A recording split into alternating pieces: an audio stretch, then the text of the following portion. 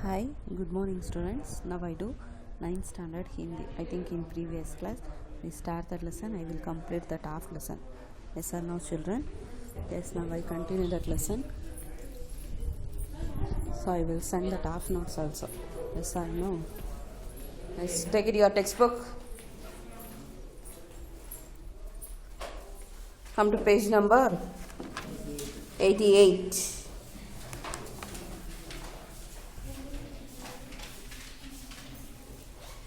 I will read that lesson. Listen. जीवन में खेलों का स्थान बहुत महत्वपूर्ण है. खेल छात्र जीवन का महत्वपूर्ण अंग है. छात्रों के लिए पढ़ाई के साथ साथ खेलना भी जरूरी है. खेलों द्वारा बच्चों में धैर्य, लगन, परिश्रम, उत्साह तथा परस्पर सहयोग आदि गुणों का विकास होता है. जहाँ विद्यालय में छात्र शिक्षा द्वारा अनेक विषयों का ज्ञान प्राप्त करते हैं, वही खेलों द्वारा जीवन का अनुभव प्राप्त करते हैं. नेहरू जी के अनुसार खेल को खेल की भावना से ही खेलना चाहिए. नेहरू जी के समान ही गांधी जी भी स्वास्थ्य के लिए व्यायाम आवश्यक मानते थे. खेल भी व्यायाम का ही एक अंग है. खेलने से हमारे अंगों की कसरत हो जाती है और हम रुष्ट पुष्ट बनते हैं. अतः अच्छे स्वास्थ्य के लिए खेलना जरूरी है. खेलों द्वारा हम नाम के साथ साथ धन भी कमा सकते हैं. आजकल खेलों को प्रोत्साहन देने के लिए विद्यालयों में भी खेल दिवस का आयोजन किया जाता है. जीतने वाले बच्चों को पुरस्कार दिए जाते हैं. सभी बच्चों को खेलों में भाग लेना चाहिए ताकि वे स्वस्थ बने. कहा जाता है कि स्वस्थ शरीर में ही स्वस्थ मस्तिष्क का निवास होता है. अतः तन मन दोनों को स्वस्थ बनाने के लिए खेलना अत्यंत आवश्यक है. Take that pencil.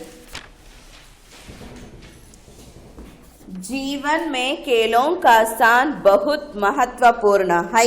खेल छात्र जीवन का महत्वपूर्ण अंग है. छात्रों के लिए पढ़ाई के साथ साथ खेलना भी जरूरी है. खेलों द्वारा बच्चों में अंडरलाइन दैट वर्ड्स धैर्य, लगन, परिश्रम, उत्साह तथा परस्पर सहयोग आदि गुणों का विकास होता है. जहाँ विद्यालय में छात्र शिक्षा द्वारा अनेक विषयों का ज्ञान प्राप्त करते हैं, वही खेलों द्वारा जीवन का अनुभव प्राप्त करते हैं. नेहरू जी के अनुसार खेल को खेल की भावना से ही खेलना चाहिए. नेहरू जी के समान ही गांधी जी भी स्वास्थ्य के लिए व्यायाम को आवश्यक मानते थे. Underline that words. Gandhi ji भी स्वास्थ्य के लिए व्यायाम को आवश्यक मानते थे. खेल भी व्यायाम का ही एक अंग है. खेलने से हमारे अंगों की कसरत हो जाती है. Underline that. खेलने से हमारे अंगों की कसरत हो जाती है और हम हृष्ट पुष्ट बनते हैं. अतः अच्छे स्वास्थ्य के लिए खेलना जरूरी है. खेलों द्वारा हम नाम के साथ साथ धन भी कमा सकते हैं. आजकल खेलों को प्रोत्साहन देने के लिए विद्यालयों में भी खेल दिवस अंडरलाइन दैट वर्ड खेल दिवस का आयोजन किया जाता है. जीतने वाले बच्चों को पुरस्कार दिए जाते हैं. सभी बच्चों को खेलों में भाग लेने चाहिए ताकि वे स्वस्थ बने.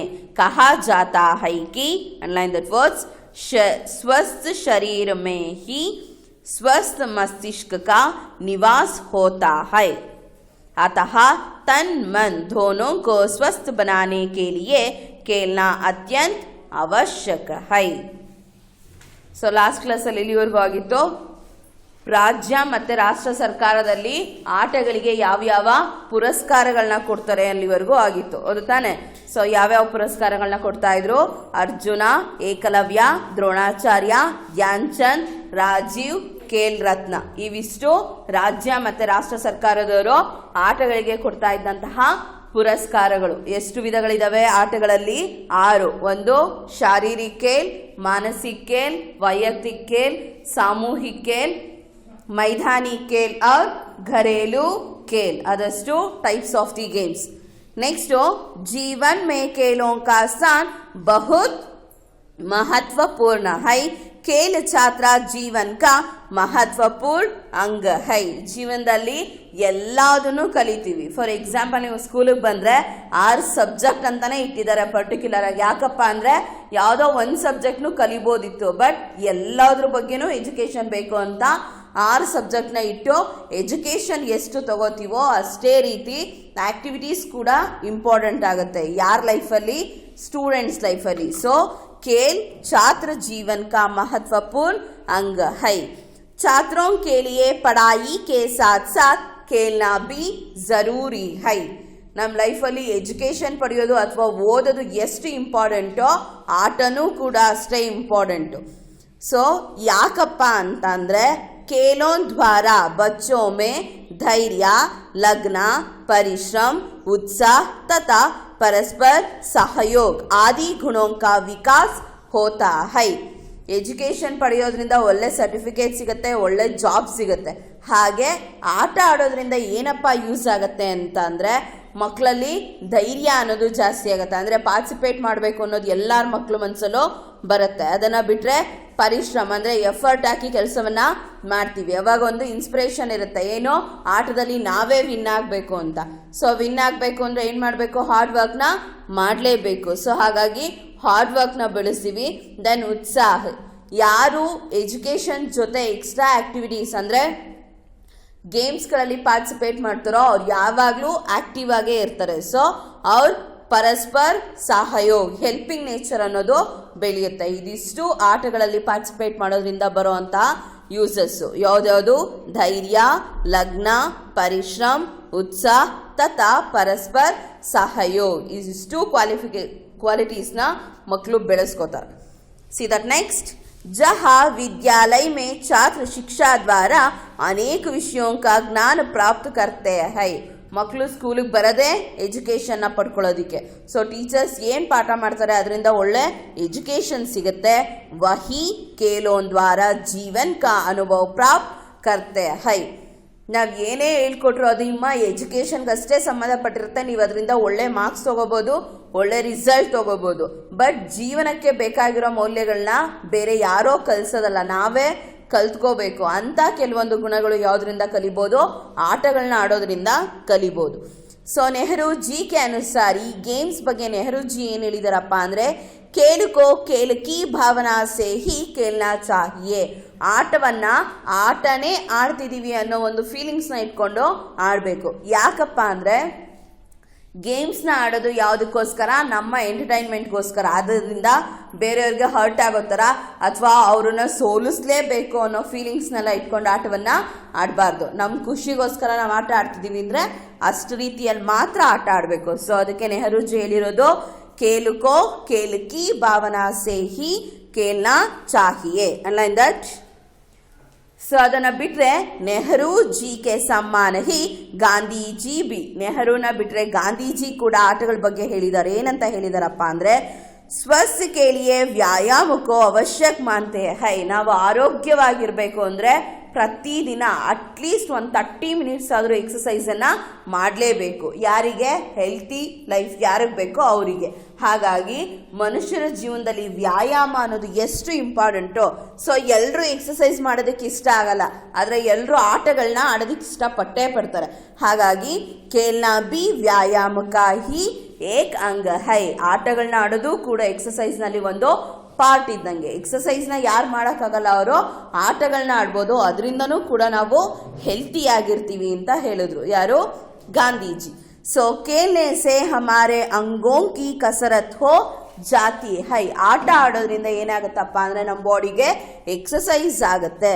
ಸೊ ಹಮ್ ರುಸ್ಟ್ ಪುಸ್ಟ್ ಬಂತೆ ಹೈ. ಆ ಎಕ್ಸಸೈಸ್ನ ಮಾಡ್ಕೊಳ್ಳೋದ್ರಿಂದ ನಮ್ಮ ಬಾಡಿ ತುಂಬ ಹೆಲ್ತ್ ಆಗಿರುತ್ತೆ, ಹಾಗೆ ಸ್ಟ್ರಾಂಗಾಗಿ ಕೂಡ ಇರುತ್ತೆ. अतः अच्छे स्वास्थ्य के लिए खेलना ज़रूरी है. ಹಾಗಾಗಿ ಒಳ್ಳೆ ಆರೋಗ್ಯವನ್ನು ನಾವು ಇಟ್ಕೊಂಡಿರಬೇಕು ಅಂದರೆ ಆಟ ಆಡೋದು ಕೂಡ ಅಷ್ಟೇ ಇಂಪಾರ್ಟೆಂಟ್ ಆಗಿರುತ್ತೆ. ಸೊ खेलों द्वारा हम नाम के साथ साथ धन भी कमा सकते हैं. ಫಾರ್ ಎಕ್ಸಾಂಪಲ್, ಈಗ ಸ್ಕೂಲ್ ಲೆವೆಲಲ್ಲಿ ಗೇಮ್ಸ್ ಆಡಿದ್ರೆ ಗೆದ್ದೋರ್ಗೆ ಅಥವಾ ವಿನ್ನರ್ಸ್ಗಳ ಹೆಸರನ್ನ ಎಲ್ಲರೂ ಹೇಳೇ ಹೇಳ್ತಾರೆ. ಈ ಖೋಖೋದಲ್ಲಿ ವಿನ್ನರ್ ಆದವ್ರು ಯಾರು ಅಂದರೆ ವಿನ್ನರ್ ಆಗಿರೋ ಹೆಸರು ಎಲ್ಲರ ಬಾಯಲ್ಲೂ ಇರುತ್ತೆ. ಸೊ ಆ ರೀತಿ ಹೆಸರು ಮಾಡೋದಷ್ಟೇ ಅಲ್ಲ, ಗೆದ್ದವರಿಗೆ ಪ್ರೈಸಸ್ ಕೂಡ ಸಿಗುತ್ತೆ. ಪ್ರೈಸ್ ಅಂದರೆ ಯಾವ ಮೂಲಕ ಸಿಗ್ಬೋದು? ಮೆಡಲ್ಗಳಾದರೂ ಆಗಿರ್ಬೋದು ಅಥವಾ ಅಮೌಂಟ್ ಆದರೂ ಆಗಿರ್ಬೋದು. ಸೊ धन भी कमा सकते हैं. आजकल खेलों को प्रोत्साहन देने के लिए ಸೊ ಈ ಗೇಮ್ಸ್ಗಳಿಗೆ ಅಂದರೆ ಹೊರಗಡೆ ಪಾರ್ಟಿಸಿಪೇಟ್ ಮಾಡೋ ಥರ ಇನ್ಸ್ಪಿರೇಷನ್ಗೋಸ್ಕರ ಏನು ಮಾಡ್ತಾರಪ್ಪ ಅಂದರೆ ವಿದ್ಯಾಲಯ ಮೇ ಬಿ ಖೇಲ್ ದಿವಸ್ ಕಾ ಆಯೋಜನ್ ಕಿಯಾ ಜಾತಾ ಹೈ. ಶಾಲೆ ಲೆವೆಲಿಂದಲೇ ಅಂದರೆ ಮಕ್ಕಳು ಶಾಲೆಗೆ ಸೇರಿರ್ತಾರಲ್ವ, ಸೊ ಅಲ್ಲಿಂದನೇ ಗೇಮ್ಸ್ಗಳಲ್ಲಿ ಇಂಟ್ರೆಸ್ಟ್ ಬರಲಿ ಅಂತ ಇನ್ಸ್ಪಿರೇಷನ್ಗೋಸ್ಕರ ಏನು ಮಾಡ್ತಾರೆ, ಶಾಲೆಗಳಲ್ಲಿ ಸ್ಪೋರ್ಟ್ಸ್ ಡೇ ಅಂತ ಸೆಲೆಬ್ರೇಟ್ ಮಾಡ್ತಾರೆ. ನೆಕ್ಸ್ಟ್, जीतने वाले बच्चों को पुरस्कार दिए जाते हैं. ಬರೀ ಸ್ಪೋರ್ಟ್ಸ್ ಡೇ ಅಂತ ಸೆಲೆಬ್ರೇಟ್ ಮಾಡಿ ಬರೀ ಆಟ ಆಡ್ಸೋದ್ರೆ ಅಷ್ಟೇ ಇನ್ಸ್ಪಿರೇಷನ್ ಆಗಲ್ಲ.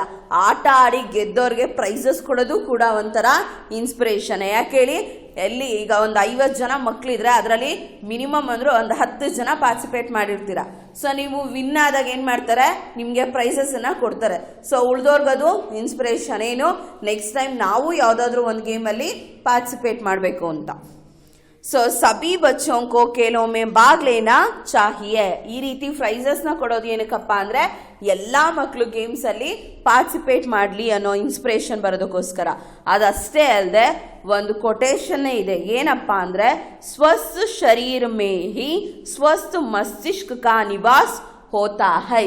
ಎಲ್ಲಿ ಆರೋಗ್ಯವಾದ ಶರೀರ ಇರುತ್ತೋ ಅಲ್ಲಿ ಆರೋಗ್ಯವಾದ ಮೆದುಳು ಅಂದರೆ ಬುದ್ಧಿ ಅನ್ನೋದು ಇರುತ್ತೆ. ಯಾರು ಒಳ್ಳೆ ಥರ ಯೋಚನೆ ಮಾಡ್ತಾರೋ ಸೊ ಅವ್ರು ಮಾಡೋ ಕೆಲಸನೂ ಏನಾಗಿರುತ್ತೆ, ಒಳ್ಳೇದಾಗೇ ಇರುತ್ತೆ. ಯಾರು ಕೆಟ್ಟ ಥರ ಯೋಚನೆ ಮಾಡಿ ಒಳ್ಳೆ ಕೆಲಸ ಮಾಡೋದಕ್ಕಾಗೋದೇ ಇಲ್ಲ. ನಮ್ಮ ಮೈಂಡ್ ಏನು ಹೇಳುತ್ತೋ ನಾವು ಕೈಯಲ್ಲಿ ಅದೇ ಕೆಲಸ ಮಾಡೋದು, ಹೌದು ತಾನೆ? ಸೊ ಹಾಗಾಗಿ ಸ್ವಸ್ಥ ಶರೀರ ಮೇ ಹಿ ಸ್ವಸ್ಥ ಮಸ್ತಿಷ್ಕ ಕಾ ನಿವಾಸ್ ಹೋತಾ ಹೈ. अतः तन मन दोनों को स्वस्थ बनाने के लिए खेलना अत्यंत आवश्यक है. ಹಾಗಾಗಿ ತನ್ ಮನ್ ಅಂದರೆ ನಾವು ಹೊರಗಡೆಯಿಂದ ಮೆಂಟಲಿ ಆದರೂ ಸ್ಟ್ರಾಂಗ್ ಆಗಿರ್ಬೋದು ಅಥವಾ ಫಿಸಿಕಲ್ ಆದರೂ ಸ್ಟ್ರಾಂಗ್ ಆಗಿರಬೇಕು. ಇವೆರಡಕ್ಕೂ ಮೇನ್ ಯೂಸ್ ಆಗೋದು ಏನಪ್ಪ ಅಂದರೆ ಗೇಮ್ಸ್ಗಳು. ಹಾಗಾಗಿ ಖೇಲ್ನ ಅತ್ಯಂತ ಅವಶ್ಯಕ ಹೈ. ಸೊ ದಟ್ಸ್ ಖೇಲೋ ಕೂದೋ ಸ್ವಸ್ ರಹೋ. Once again sit and read that lesson.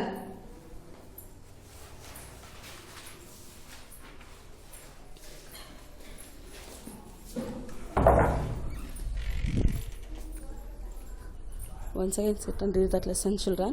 If you having any doubts, ask me. Okay, children. In the last class I will send half notes. So today I will complete that lesson. So that's why I will send full notes. Okay, children. I'll have to understand that lesson. Okay. Thank you.